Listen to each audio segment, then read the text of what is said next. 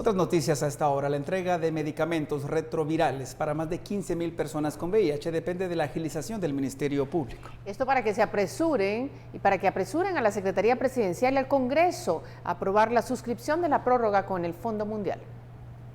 Hace 3 años el Fondo Mundial aportó $38 millones para que Guatemala pueda continuar con la lucha contra el VIH, la tuberculosis y la malaria. Este año el Estado debe proceder a la suscripción de la prórroga de este contrato.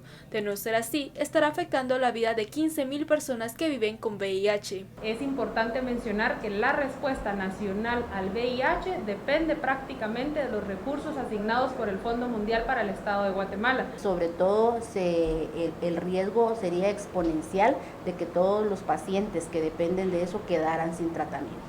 Si no son atendidas de manera integral los pacientes, corren el riesgo no solamente de agravar su salud, sino incluso de morir.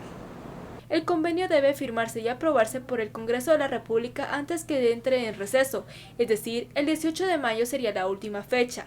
De no ser así, el Estado estaría perdiendo aproximadamente $97 millones que ha ofrecido el Fondo Mundial. Ahorita se encuentra el documento en las oficinas del Fondo Mundial en Ginebra, Suiza, para los arreglos de último momento que se tienen que dar.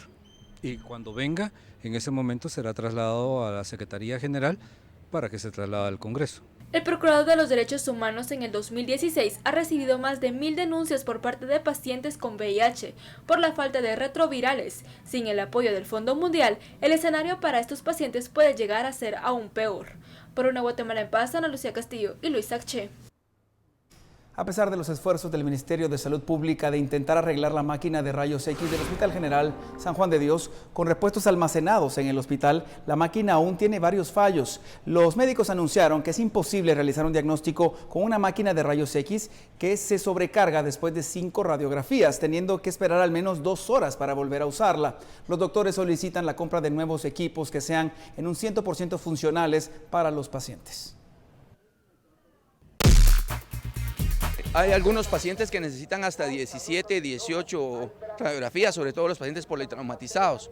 Por lo tanto, esto retrasa muchísimo el diagnóstico de algunos pacientes y algunos se quedan sin hacerse el estudio. Realmente la situación de rayos X ahorita en el hospital es un ejemplo del caos que se vive dentro de todas las salas, la sala de operaciones, la sala de pediatría, la sala de emergencia, la infraestructura, por el abandono precisamente del Ministerio de Salud y el gobierno central, que realmente han dado la espalda al pueblo en el tema de la salud.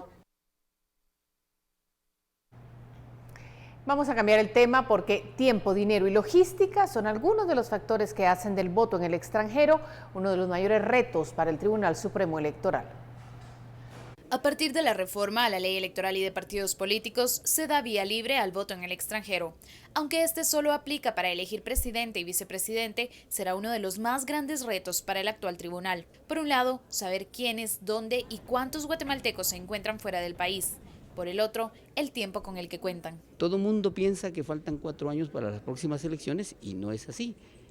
Si conforme las nuevas normas, el año 19 es eminentemente electoral, puesto que el tribunal deberá convocar en la primera y segunda semana de enero. Ya realmente quedan, por decir, 2 años, 7 meses. Además, los costos que el voto en el extranjero representa.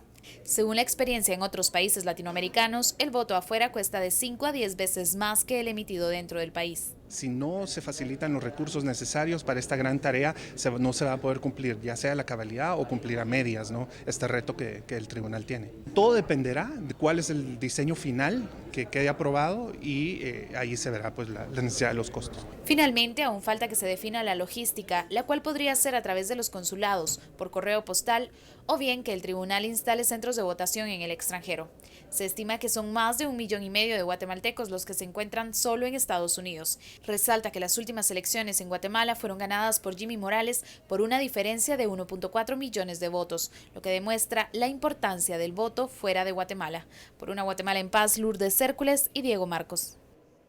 Noticias del mundo ahora. Una serie de bombardeos mató a más de 60 personas en menos de 24 horas en la ciudad de Alepo, esto en Siria. La disputada ciudad se ha convertido en uno de los campos de batalla más brutales de la guerra civil de ese país.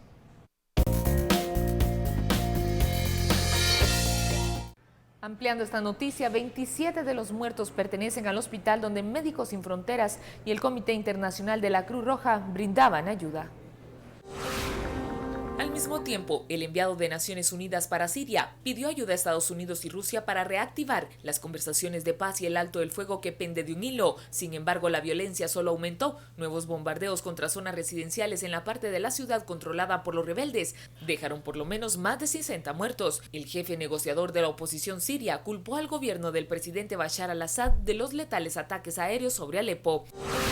120 detenidos es la cifra que ha dejado el saqueo de cerca de 50 establecimientos de ropa, alimentos y electrodomésticos en Venezuela, luego que 3.500 oficiales de la Guardia Nacional fueran desplegados para dispersar las protestas violentas generadas por el descontento de los apagones de luz. Me llamaron anoche y de verdad no me pude acercar porque de verdad que es un peligro, aparte de las calles como estaban, pues, pero bueno, esperemos en Dios que todo se solucione. El jefe de Investigaciones Criminales de México negó que las autoridades transgiversaran la evidencia clave en la desaparición de 43 estudiantes, después que expertos extranjeros denunciaran graves irregularidades en el caso. Como he demostrado, mi presencia esa fecha y en el lugar fue legal, a la luz del día y atestiguada por representantes del Alto Comisionado de las Naciones Unidas, así como por decenas de periodistas. Graves irregularidades en el caso. Por su parte, los expertos de la CIDH visitaron hoy la escuela a la que pertenecen los estudiantes de Ayotzinapa para decirle adiós a los padres de los jóvenes. Lo que es importante es que los padres no se queden solos y que mantengan su unidad, su proceso colectivo y que también sean acompañados por la sociedad civil.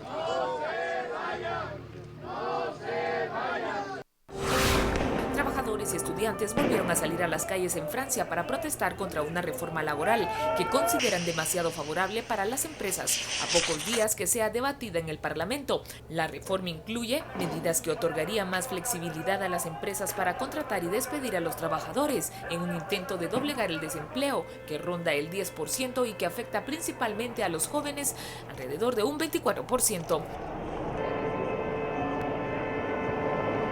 Con esta información finaliza el acontecer internacional. Soy Alejandra Martínez. Que pase buena noche.